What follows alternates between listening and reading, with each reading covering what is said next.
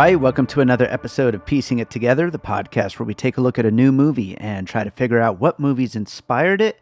But today on the show, it's one of our monthly trailer roundup special episodes, and Jason Harris from Awesome Movie Year will be joining me again to talk about some of the movies coming out in September. We're going to take a look at some trailers and try to just figure out what's going on with these movies and what they kind of reminded us of just based on the trailers. And then we'll see, maybe we'll end up covering some of these movies once we get to see them.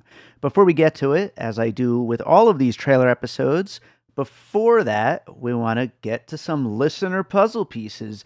And while I didn't have a lot this month, I did have two really good ones. So let's get into that first, starting out with Teenage Mutant Ninja Turtles Mutant Mayhem, a movie that I covered here on the show with Mikey VIP. And Paul Hibbard, friend of the show, wrote in Old Boy as a puzzle piece because of how the Teenage Mutant Ninja Turtles learn how to fight in this version of the story, which I thought was a great one. So right off the bat, it's a great listener puzzle piece. And the other one, Strays, the movie that we did a live show over at Maya Cinemas on, and Joe Black, who you've heard here on the podcast many times in the past, wrote in with Road Trip because of the scene where the dog gets high and threatens his owner to go make him some blueberry pancakes. I love that one. I wish I had thought of that at the show. That is a perfect puzzle piece. So thank you, Joe, for writing in with that one. And for all of you listening, if you enjoy piecing it together and you are a subscriber, which hopefully you are already, make sure whenever you listen to an episode, if you think of any puzzle pieces that we didn't bring up, to write them in. You could either do that on social media at PiecingPod. My email address is on the website, piecingpod.com, or you could check out our Facebook group, Popcorn and Puzzle Pieces, to get in touch. And I look forward to hearing from you. And with that said, let's get into our talk about the September 2023 trailers. All right, Jason Harris is back with us for another month of trailers. Jason, how's it going? Dave, I ate a breakfast burrito today, so, pretty good. And your dog who's visiting is trying to hump me. So, Max, what are you doing? Things just keep getting better. Ankle humper. Not even going for the right parts. This is going to be a weird one, huh? Jason's here in my house. He's trying to bang your dog. Why is he humping everybody? What's happening here? Oh, boy. He's starting again. Okay, we got to get to trailers today, and Jason's here at the house, actually, with me. This is the first time in a long time, but, it's always fun to do these in person, and we're going to do our usual thing, which starts off always with looking back at what we covered on last month's trailers and seeing what we actually got around to watching. Let's start it off. Shortcomings, I still haven't seen. I really want to. I've heard nothing but good things. I've heard the same thing. Let's go. It's out of the theaters. Bring it on to streaming. Let's watch it together while the dog humps us both. That seems like he's humping over there again. That seems like a good plan. Next up, Teenage Mutant Ninja Turtles Mutant Mayhem, which we did do an episode of Piecing It Together on. I liked it a lot. One of the better movies this year. Yeah. Now, does that say more about the Turtles or the movies this year? It's a good movie. It's fun. It was. It was a lot of fun.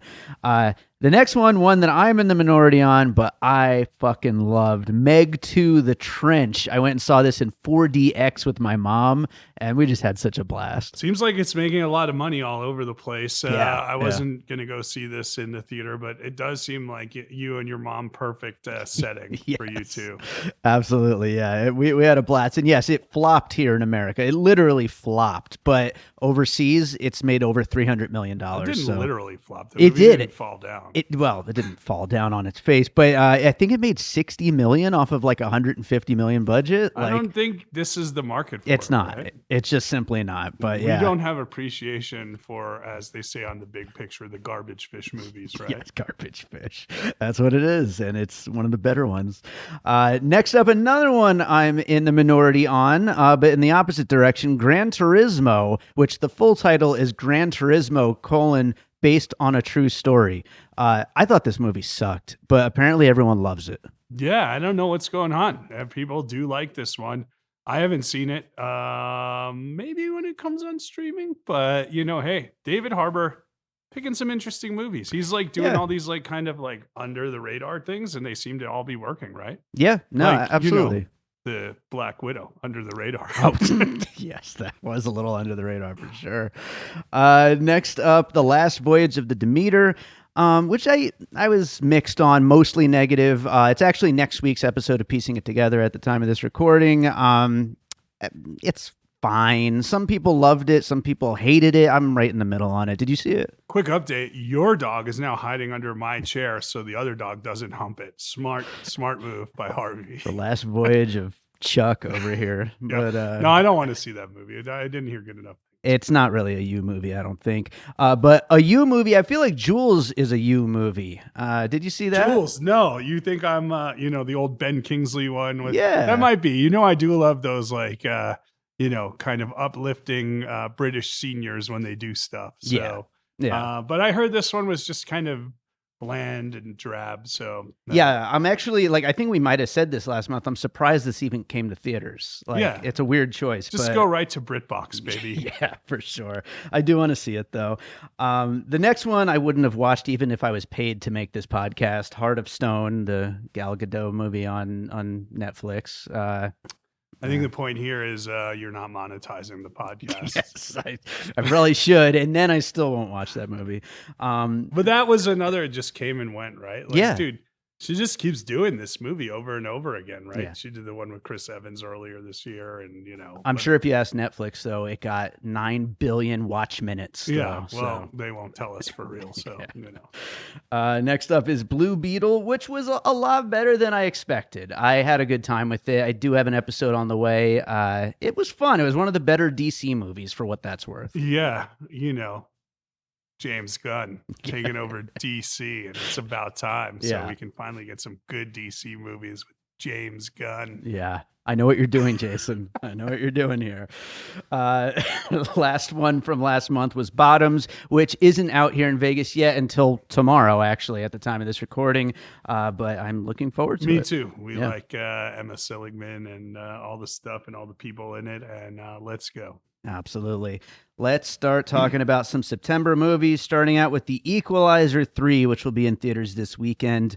It's the finale, of the Equalizer trilogy. I guess we'll find out. Who's going to equalize things when they're unequal, though? They said they want to make the Prequelizer with John David Washington. They got that, and then they got the Equalizer TV show with Queen Latifah, right? Yeah. There's a lot of equalizing to be done in the world, apparently, and there's only a few people who can equalize things. Did you watch the show? The show with Queen Latifah? Yeah. As Jay Sherman would say, Queen Latifah? No, I didn't watch this show. No, me neither. I was telling you earlier that I can't remember anything about the first two Equalizer movies, but I will be going to see this one with my dad this weekend. I saw someone posted that link that said it was like an unofficial sequel to Man on Fire, right? Which it looks like they all look similar. That Safe House, this one, right? They all look the same at this point in time. But this looks pretty good. By the way, I didn't see Blue Beetle. This does look pretty good. He goes to Italy to retire, and of course he thinks things are equal, but they're not. They're not equal. They're not symmetrical. But a slash through the equal sign. Yeah, exactly. Yeah. So what does he do? He's I got to come out retirement and equalize these things, but it seems like he's gonna like equalize the entire mafia or something. Sure. So it looks pretty good. The whole first bit is where like he's like walking through a house and you see all these dead bodies, and it reminded me of, kind of, spoiler alert, but if you listen to Awesome Movie or it's not, the end of Ghost Dog where he goes and takes out like the whole mob family. Oh, that's a good one. Yeah. So and then I looked at my notes here. I wrote down Gran Turismo, which is not what I'm talking about. I'm talking about Gran Torino. Gran Torino. Yeah, where an older man just F's up a whole group of gang members and gangs. And then I think you got a little bit of Taken in there, obviously, of like, it's not the daughter, but it's like, hey, you messed with the wrong family, and now I'm going to equalize you. Yes. I've got a very special set of skills. I'm going to equalize you. There you That's go. a terrible Denzel. That was really bad. The truth. I'm going to Guarantee you that. Yes, absolutely. I think you're right, though. Gran Torino is a good one here. This is kind of Denzel mixed with something Clint Eastwood would do. So, I mean, it fits really well. The most obvious thing, John Wick, just this small story just going big, and now the whole mafia is involved. So I had John Wick on my list. And the other one I had was Breaking Bad. Just that effect of like this guy being smarter than absolutely everybody on the planet and, can do anything at any given time and is always going to win. I like in the preview where he grabs the guy's like nerve on his hand and he goes, "That's a level 3. If I get to level 4, you shit yourself." So ridiculous. Oh boy. Next up is Aristotle and Dante Discover Secrets of the Universe, which will be out September 8th in theaters. This is based on a major coming of age story about two young Mexican boys' friendship, who their relationship is blooming. And I'd never heard of this, but apparently it's like a phenomenon, this book. I didn't know about it. I do know it's produced by Lin-Manuel. Where's my impressions say? They're terrible. That's not a good one either. You need to rap if you're going to do a I was born on the Isle of Puerto Rico. Grew up speaking Spanish. That's why they call me Chico. There you go. I know nothing about this book. I kept waiting for these two to bang out. It looked like they. Yeah, that's what's going to happen, I believe. Oh, is it? I think so. I mean, that's what I got out of it, unless I'm completely off base. Right. So. It's just they're good friends. So, Yeah. I mean, you want to take Call Me By Your Name and I'll take Brokeback Mountain. And Sure. And I have Love, Simon and Moonlight. There So, you go. yeah. I did put Luca because that was a good one where yeah. two mismatched friends and they're always like, one's got to travel here, one's not used to this place. So that was the other good one. Luca was good. Better movie than got credit for, I felt like. I think so too. I feel like every recent Pixar movie is like unsung. Like they all come out, everybody they go under the radar a little bit. They make money because they're still Pixar, but then everyone just kind of forgets. Well, about Elemental's like the big surprise hit because remember after the first week, it tanked, and then it just stayed and just kept making money. Money. So next up, we've got My Big Fat Greek Wedding 3. Coming out in theaters Opa! September 8th. Opa! It's like you broke a plate at a Greek restaurant, but you just broke the title. I broke the title on the podcast. Are you a fan of these movies, Jason? I've never seen any of them. Yeah. And I probably should at least see the first one because it was such a huge hit. Yeah, so. for sure. I'm sure I saw the first one when it came out, but it's been a million years, and I definitely didn't see the sequels. So. Yeah. And this one, they all go to Greece for a family reunion. Which seems like the thing that would happen in My Big Fat Greek Wedding. I know. 3. What is the Greek equivalent to, hey, mambo, bumbo, Italiano? I guess it's right? Yeah. So, because I feel like that song's got to be in there. Sure. This definitely brought me to the last season of The White Lotus with kind of geography porn. Here we're in Greece instead of Italy.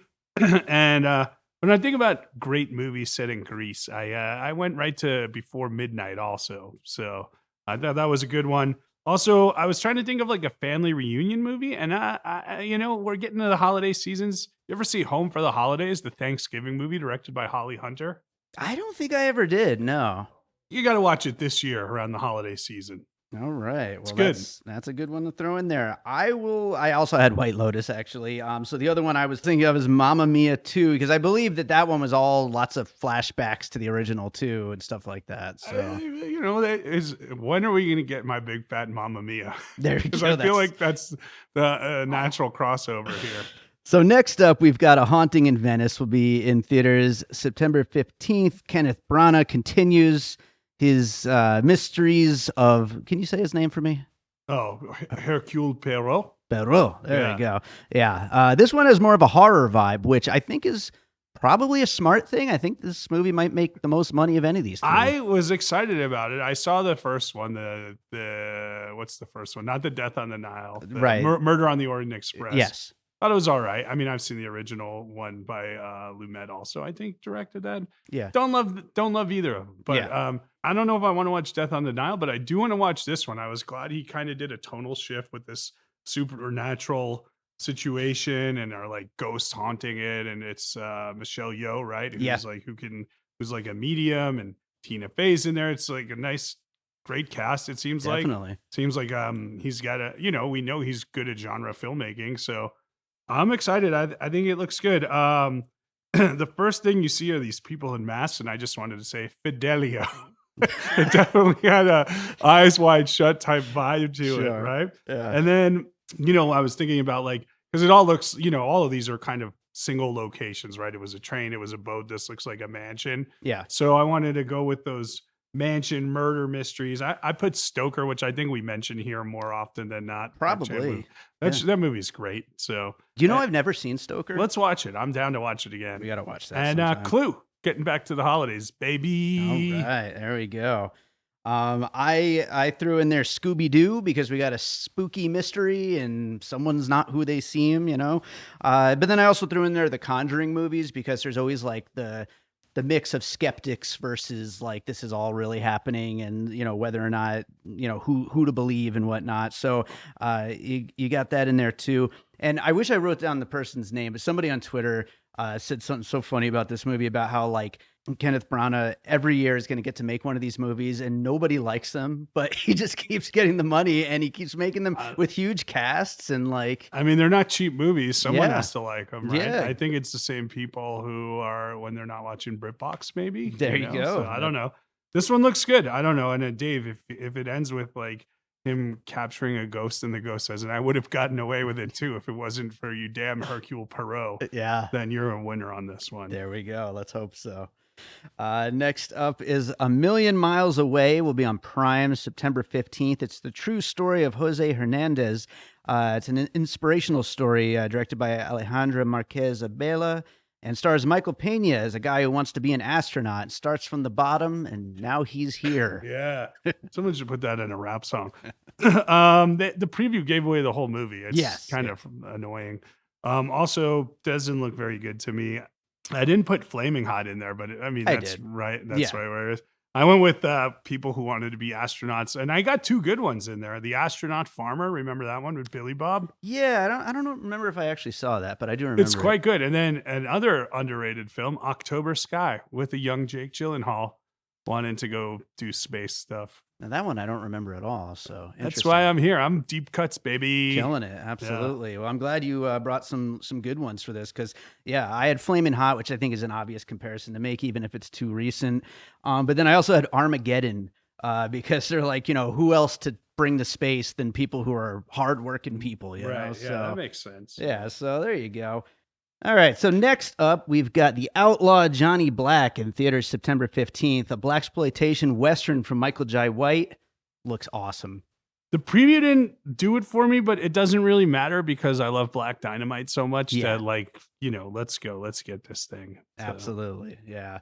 Well, what do you think as far as pieces here? This is kind of an easy one, right? Right. The first one, there's literally a woman who punches a horse in the preview, right? Yeah. So if you don't say Blazing Saddles, you're a jerk. Yes, of course.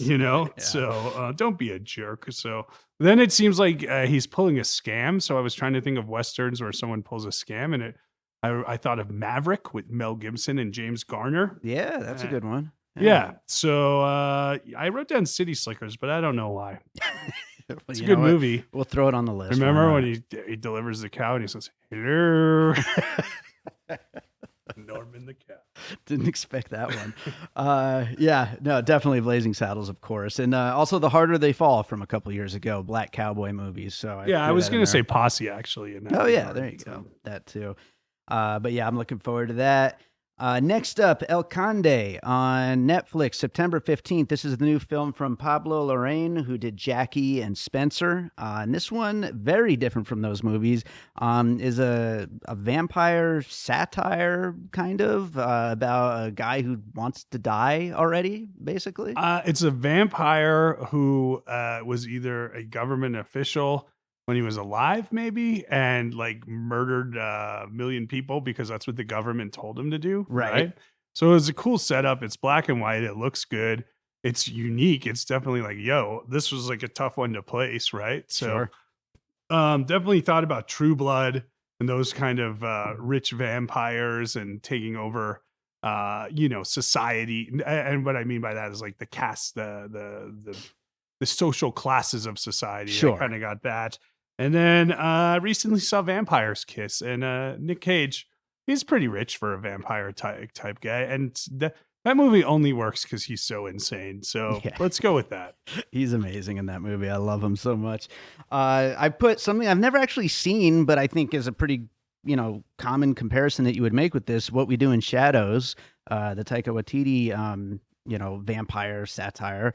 But then the other thing I put, when I found out that this was Pablo Larraín, who, like I said, did Jackie and Spencer, I thought this felt a lot more like Ruben Östlund's stuff. So I put, Triangle of Sadness, The Square, any of these kinds of takedowns of rich people that are just like bored and just kind of messing around. And so it just reminded me of his stuff more than anything. Interesting, because I didn't get like a satirical tone, but maybe I'm completely wrong. Yeah, I So don't know. It's a weird looking film, so we'll see. I'm excited for this I one. am too. I'm looking Yeah. forward to it. So, next up, Love at First Sight, also September 15th on Netflix. Romance that stars Haley Lou Richardson, who was just recently on. She was good. The White Lotus. White Lotus. And Ben Hardy, based on another big novel, The Statistical Probability of Love at First Sight. It looks like a pretty by-the-numbers romance, but I mean, it looks solid. I was kind of into the first half of it because they meet at an airport and then they have a flight together. And I'm like, oh, that's kind of a cool idea for like a quote unquote walk and talk. Like we just spend one day together, but it's all airport and then, and the flight, right? And I was like, oh, the end of the movie should be the end of the flight, right? Yeah. But then it's like they get to the whatever, the next airport, and they're like, here, I'm gonna give you my number, and then the phone drops and she breaks in. She's like, I don't have his number and I'm in a big city, how am I gonna find him? Zubagoo, right? So like that's serendipity, right? Which is what a dumb premise. I'll give you my number, but I'm gonna throw it away and then you have to find me again. Like, Yeah. get out of here, dummy. And then I mean, this definitely has that, of course, like Richard Curtis, Love Actually type feel. And Yeah, sure. let's with the walk and talk, since we're in the Before series, I'll go with the first one, Before Sunrise, on this one. There you go. So my thing when coming up with pieces for this, both of my pieces, I couldn't think of like the movie to use. They were more just like the ideas, and I couldn't figure out. Maybe you've got a movie to attach to these, but the Craigslist missed connection thing. Oh, yeah. I think there's been a movie. There had to be a movie. There has to be. The other one is the guy or girl that is just constantly going on about various statistics. It's like, kind of like a tick in a way where it's just constantly like, oh, that's actually this amount of percent of this possibility of this. Like, I know there's a movie. It's on the tip of my tongue. I can't think of it. A Beautiful Mind. There you go. Sure. Why not? We'll use A Beautiful Mind as that one. That works for me. Next up, also on Netflix. Netflix has a lot coming out in September. Spy Kids Armageddon on September 22nd. We got to stop with this. Stop with these movies already. Well, that's my question, because I didn't even like look it up because whatever. But has there been a lot of these movies? At least 3 or 4, plus Yeah? Shark Boy and Lava Girl, which is kind of a Spin-off. yeah, I guess. So like, get out of here already. Yeah. I know. Stop this nonsense. Zachary Levi and Gina Rodriguez play the parents. I don't remember if they were in the other Spy Kids movies. Nah, I don't remember. Wasn't Sylvester Stallone in one of them? That seems. I think that was the Shark Boy and Lava Boy. Shark Girl. No, he wasn't in that one. No, it was in No. the Spy Kids.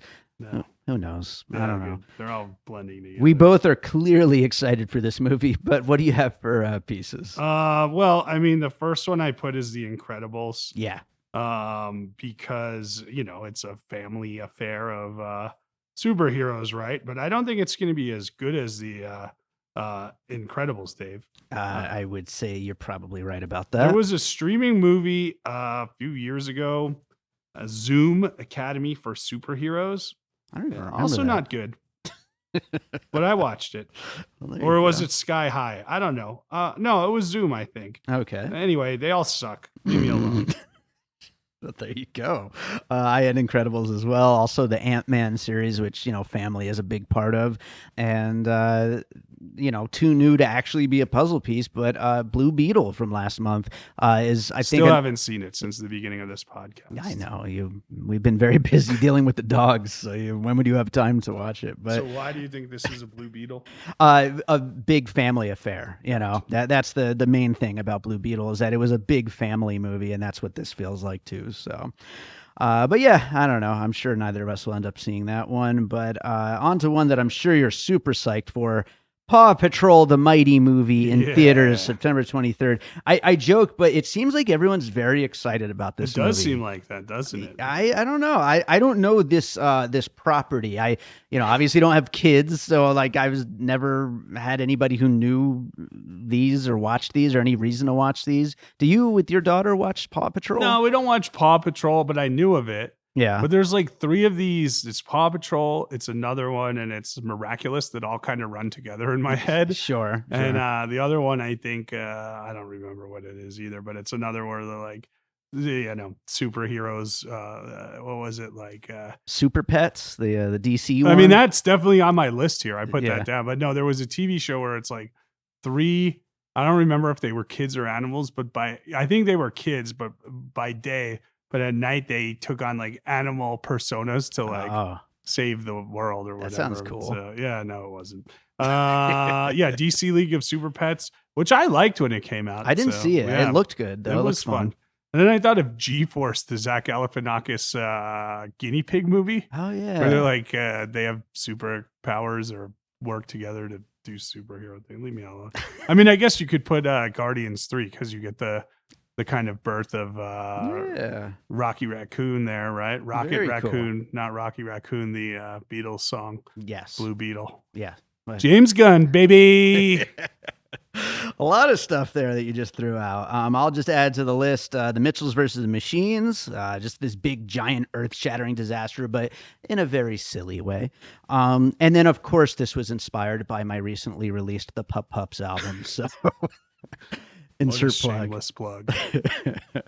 Oh, God. Is Harvey going to start soon? We'll see if we can get through this podcast.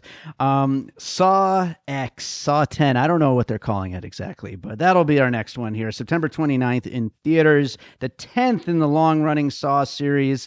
Unbelievable. Jason, vamp for a minute while I give him a snack, and then he'll be quiet. Dave's dog is barking, and here I thought it was dead for the last few years, but he's actually running today. I think they've done stem cell treatments to give this dog a new life. Unless, if you've seen Dave in recent years, you know he's lost a lot of weight because he doesn't eat anymore. He just drinks the blood of babies. So, but that's also because he's Jewish, and that's what Jews do, right, Dave? I'm Jewish. I can say that, everybody. Anyway. I'm keeping all that, by the way. Dave's back. He just had a nice baby blood snack for him and his doggy, and we're back to it. Yummy. All right. What do you think, Jason? You're not a fan of these movies, are you? I saw the first one. I feel like maybe that's it. Of all of them. I saw the first one, loved it. Didn't like the second one. Gave the third one a chance. I literally walked out of it. I kind of liked the Spiral, the Chris Rock spinoff from 2 years ago. It wasn't good, but it wasn't like horrible. That's my history with these movies. 4. Yeah. And there's 10 of them total. What about the other 5? I didn't see any of those. No. So. This one, no. Not doing it for me. Yeah. It's like, Jigsaw still dying of cancer, right? Yeah. And he goes to all these doctors, and he says like, "Oh, you told me you could fix me, and you didn't. So now I'm going to do murders on you in a room because that's what I do." So that's the plot of this one. But I mean, are they going to actually? Is he going to die in this one? Maybe, I don't know. So I don't know. but at one point he goes to Mexico City, and then he takes those doctors out. It reminded me of any of these like tourist movies where everything goes wrong. I put Touristas down there. Ooh. But yeah, the other thing is like, of course this is a contained single room, murder horror thing. And I don't feel like the one I'm going to mention was horror, but it was one of the first kind of single room, like suspenseful thrillers I saw. And that was Cube. I liked Cube a lot back in the day. So I'm going with Cube. Cube is one of those movies that I'm sure I'd love and I've never actually seen, but one of these days I'm going to get to it. I feel like both of the pieces I have here were themselves inspired by the Saw movies. But first of all, escape room, because he's back to having an escape room situation in this one. So, you gotta go with that. The other one, this old, sick, dying guy torturing people, Don't Breathe. Obviously that movie deals more with the, the suspense of this guy being blind, but, definitely the old, sick, dying part. And fucking up a bunch of kids. I don't want to see this movie. Yeah, I know it's not for you. Next up is The Kill Room, September 29th in theaters. Uma Thurman, Joe Manganiello. Is that how you say his name? Manganiello? Sure. Sure, whatever. And Samuel L. Jackson starring And this Maya comedy Hawke, thriller. Uma and Maya. And Maya Hawke. Yes, you're right. Comedy thriller about criminals who use art to launder money. Is that? So what I got out of it is this, right? Sam Jackson and Joe, like Sam Jackson Mr. maybe Joe. runs some type of hitman business, Sure. and Joe is the main hitman. Uh-huh. But you can't just pay people on the level with that, so they use a failing art gallery to launder the money in, where you just buy the art and then he takes his cut. Uma runs the art gallery, and it's nice to see Uma Thurman back, So yeah, this was a tough one to place in because of those. I mean, I thought like, hey, we're using high society to again, like, is this an eat the rich type movie? And the menu really popped into my head very Sure. quickly on this one. And then I was thinking of like stuff like Lord of War or Wolf of Wall Street, rich people finding ways to out scheme the system. Sure. And then I wanted to recommend a cool art movie. I don't know if you've ever seen it. It's documentary, F is for Fake, Orson Welles. No, I've never seen that. It's pretty cool. It's about like art forging and what's real and what's not. It's from like 72 maybe. So, okay. But it deals with the world of art forgery. Well, speaking of forgery, I have Can You Ever Really Forgive Me? The Melissa McCarthy as a writer who is forging signatures. So you get a little bit of that again, with your forgery there. And then the other one I had is also a documentary. My Kid Could Paint That.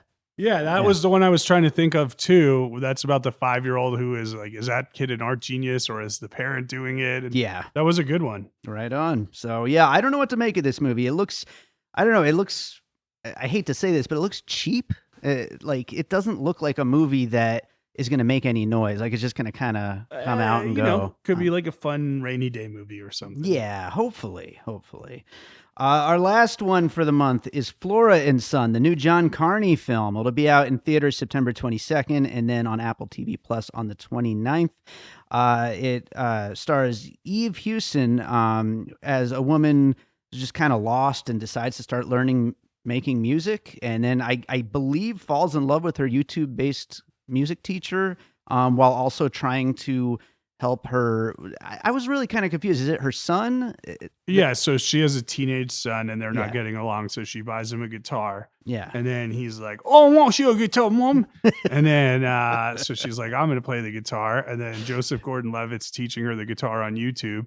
And then she finds out that the kid is like a good DJ making beeps and bops on the computers. They are beeps and bops, it sounds like. Yeah. So then they team up to do band stuff, and like, who but John Carney for this? Yeah. Who but John Carney? Exactly. Can he make a boot? I love John Carney. Oh, like, yeah. He's got two once, and Sing Street are two of my favorites, right? Yeah, for sure. But can he do a non-music related I don't think movie? so. I don't know. I think he's like carved out this niche and he's just going to keep doing it. I mean, if anyone's going to do it, let's let him do it. I Yeah. mean, and then you see this preview, and it's like, it looks all right, but I'm like, oh, well, it's John Carney. I'm going to watch it because, like, if anyone could pull this off, it's him, right? Yeah. So the first thing I thought of was Hearts Beat Loud. Dick Offerman, Kiersey Clemens, father-daughter in a band, kind of fun. That feels like that. And then it also seemed like, I guess this is probably Ireland because a lot of, it's Carney, but like, Yeah. it brought me back over to England with Blinded by the Light and what that meant to the music meant to the kid and just as a family as a whole. And of course, it's Bruce Springsteen, baby. Oh, yeah, absolutely. You have to bring that one up. On the music end, I went with Hustle and Flow because of just the weirdness and silliness of getting into the music business. And it seems like you get a lot of that there. And then on the other end of the spectrum with like kind of the love story between this woman and Joseph Gordon-Levitt on the other end of her screen, I thought of Her because it seems like she's falling in love with this voice that's basically, not really talking back to her. So I had that one in there. But yeah, like you said, like, this is a premise that doesn't really look good, but then when you find out it's John Carney, it's like, oh, maybe this actually will be pretty awesome. So looking forward to it. I would tell you last week I was watching some AEW pro wrestling, and I think it was in Memphis, and I don't remember who was beat up whom, but at one point he was talking to the crowd, and the crowd was yelling, "Whoop that trick." So Hell yeah. A classic and an Oscar winner. yeah. Hell yeah. So a few other movies that are coming out in September that I actually already have like guests lined up for, so I figured we'd leave them off the list. The Nun 2, Expendables 4, Dumb Money, and The Creator. You looking forward to any of those, Jason? Don't think so. Am No? I? What is Dumb Money and The Creator? Dumb Money is Paul Dano. I'm not sure who's directing it, but it's about the GameStop stocks. Yeah, that could be fun, but I'm Yeah. not really looking forward to it. Oh yeah, it's actually Craig Gillespie. Speaking of Hustle and Flow, Oh, there you go. Yeah. Well, he's good. Yeah. So, but is that going into theaters or is that that's going? coming to theaters. Yeah, Okay. absolutely. 22nd, and then The Creator. Honestly, now that Dune 2 has been delayed till next year, is like the last big action movie of the year. Like, What is it? I don't. it's remember. Gareth Edwards who did Rogue One Yeah. and Godzilla, and I think John David Washington stars in it, and it's just this big giant sci-fi action movie. Oh my! Well, Harvey is not looking forward to it. Everybody. Harvey's done for the day. It looks like. Oh god, this is what happens when we record in person. Don't blame him in person because your dogs are going nuts. You bro. thought he was dead, and look at him. He's full of life. He is. I think it's all the stem cells in the baby blood. Here comes Dave. Jason, was there any other movies in the month that we didn't put on our list that you wanted to bring up? No. No. All right, cool. Is there something you watched recently you want to recommend? You know to our what I listeners? watched that was so awesome, Dave? Not a current movie at all, but 1981, Michael Mann's directorial debut. I mean, in Ferrari, the trailer just dropped, I think, today, actually. Yeah, it did. So Thief. Oh, Oh God, my so good. God. One of the best scores like ever. Yo, Tangerine Dream is just going nuts. But Oh yeah. you got Tangerine Dream, you got Michael Mann doing what he does best, and you got James Caan at his most macho. Like, come on. It rules. It does. Absolutely. I second that recommendation for sure. Jason, what's going on with Awesome Movie Year? Dave, we're in the middle of 1987, and that's been a lot of fun. We're getting a lot of hokey 80s stuff and some good stuff too, and that's really nice. So we are doing that as we record today. I believe our Adventures in Babysitting episode just dropped. So Yes. if you like Chris Columbus, that's the one for you. You know who doesn't like Chris Columbus? Josh, our Yes. co-host. But yeah, go listen to Awesome Movie Year. You know where to find it. Awesome. Jason, as always, thanks for doing the show, and we'll get you Dave, back you got soon. some baby blood on your face.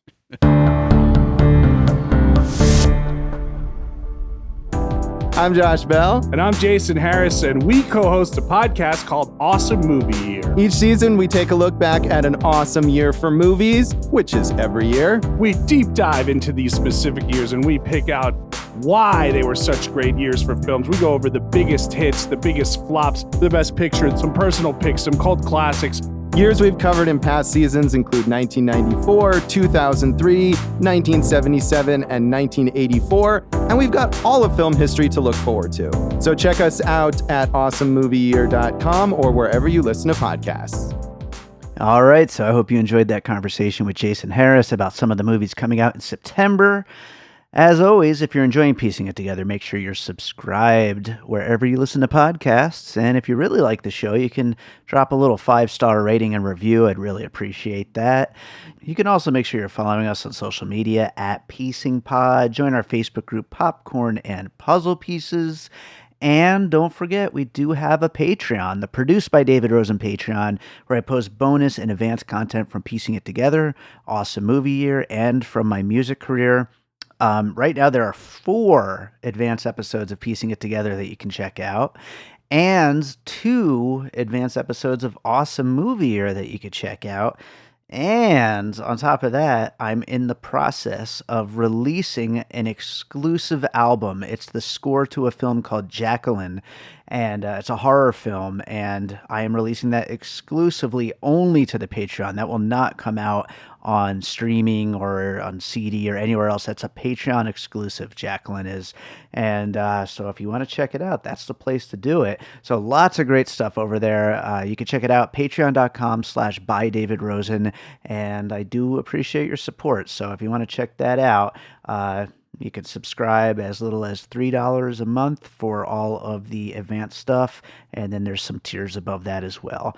Now, I did just say that Jacqueline will only be available on the exclusive Patreon, but I'm going to close this out with a piece from that Jacqueline album just to give you a little taste. And this is actually a really big taste because this is an 18-minute track from that album. Like I said, this is a film score. It's a 2-hour long feature film, and so there's a lot of music to it.